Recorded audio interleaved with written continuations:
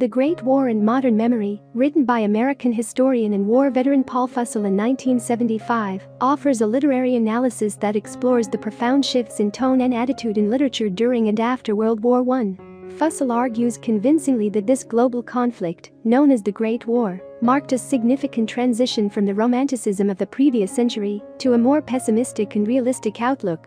The book received critical acclaim and won the National Book Award in the Arts and Letters category. In the opening chapter titled A Satire of Circumstance, Fussell highlights the emergence of irony as a dominant theme in Western psychology and culture during the war. He defines this irony as a reversal of expectations, which becomes particularly poignant given the unprecedented and devastating nature of the conflict. Fussell extensively quotes the poet and novelist Thomas Hardy, whom he considers a master of irony in this historical context. He describes the situation as follows: casualties had been shocking, positions had settled into self-destructive stalemate, and sensitive people now perceived that the war, far from promising to be over by Christmas, was going to extend itself to hitherto unimagined reaches of suffering and irony. This collision of suffering and irony serves as the catalyst for the emergence of the post-war literary consciousness in the West. The subsequent chapter, titled The Troglodyte World, delves into the concept of trenches, both literal and metaphorical, where each army entrenched themselves. Fussell examines the physical reality of the trenches as well as their symbolic significance. These trenches represented a descent into a primitive and subterranean existence, cut off from the outside world and its comforts. Overall, The Great War and Modern Memory offers a compelling exploration of the profound impact of World War I on literature, tracing the shift from romantic ideals to a more disillusioned and realistic worldview.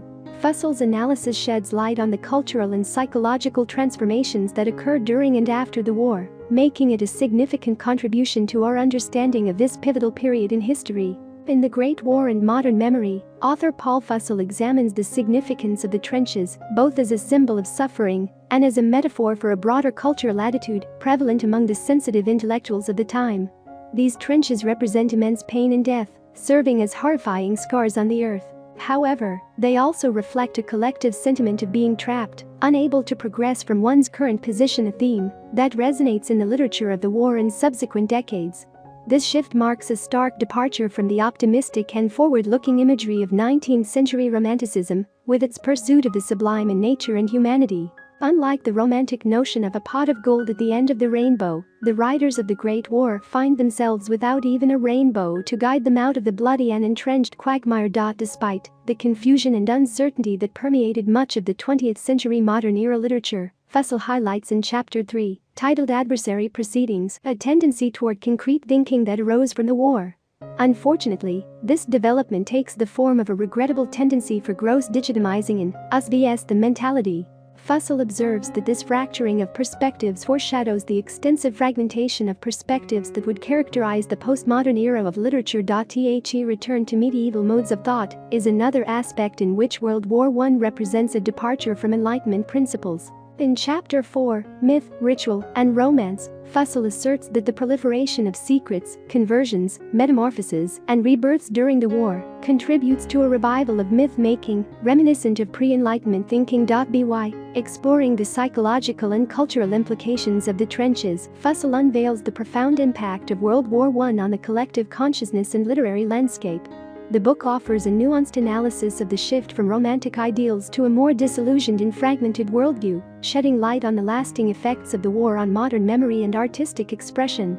In a thought-provoking passage that highlights the paradoxical nature of embracing medieval and religious ideas alongside the backdrop of modern industrialism, materialism, and mechanism, Fussell explores the emergence of a myth-ridden world during World War I. This unexpected coexistence prompts reflection on the curious anomaly that such a war, representing the triumph of modernity, would give rise to such deeply rooted myths.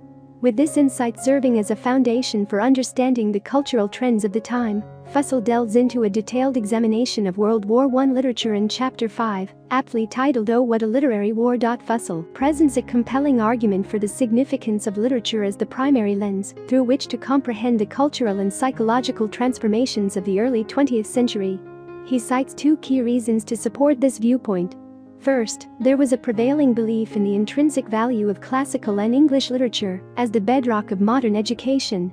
Second, literature held a paramount position as the primary source of entertainment, preceding the dominance of cinema and television in subsequent decades. Moving forward to the next chapter, Theatre of War, Fussell acknowledges the significance of theatre as an artistic and cultural force worthy of exploration. However, he characterizes the relationship between theatre and the war as more metaphorical compared to the direct influences evident in literature of the era. Fussell draws a parallel between soldiers and actors, emphasizing how the former are conscripted to fulfill specific roles and controlled by unseen writers and directors whose distant stage directions propel them forward, often to their tragic fate. Thus, the military becomes a macabre version of theatre, where playing one's part flawlessly can be as fatal as failing to do so. Fussell's analysis sheds light on the profound impact of literature and theatre in capturing the cultural and psychological shifts brought about by World War I. Through his exploration of these mediums, he unveils the complex interplay between myth, reality, and performance, revealing the profound and often tragic consequences of embracing these divergent elements in the context of a modern industrial conflict. Continuing the exploration is the chapter titled Arcadian Resources, where Fussell examines the contrasting depiction of nature in World War I literature compared to its portrayal in Romantic literature, where it was often revered as a source of the sublime. In the context of war, however, nature takes on a much harsher and unforgiving form. For soldiers, it becomes a relentless adversary, subjecting them to scorching heat or freezing conditions while trapped in the trenches. Fussell refers to war as anti-pastoral, highlighting the stark contrast between the idealized vision of nature and its brutal reality in wartime. Moving on to Soldier Boys, Fussell delves into the topic of sexuality and its metaphorical portrayal in the literature of World War I. In a world devoid of women, soldiers are confined to a womanless existence, rendering sexual experiences entirely metaphorical. Fussell explores the implications of this absence and its impact on the soldier's perceptions and experiences of intimacy. The final chapter, Persistence and Memory, delves into the ways in which the war strips storytellers of the traditional heroic narrative structure, where the hero possesses agency and the power to act. This loss of agency, Fussell argues, reshapes the literary landscape and signifies a significant shift in storytelling. The chapter explores the challenges faced by writers in capturing the essence of the war and its aftermath, where the traditional hero's journey is replaced by a sense of persistence and fragmented memories. In The Great War and Modern Memory, Fussell skillfully captures the horrors and absurdities of war, while presenting a compelling case for how these pressures gave birth to the modern literature and broader psychological trends that came to define the 20th century. Through his insightful analysis, Fussell illuminates the profound impact of war on various aspects of human experience, challenging traditional narratives and paving the way for new forms of artistic expression.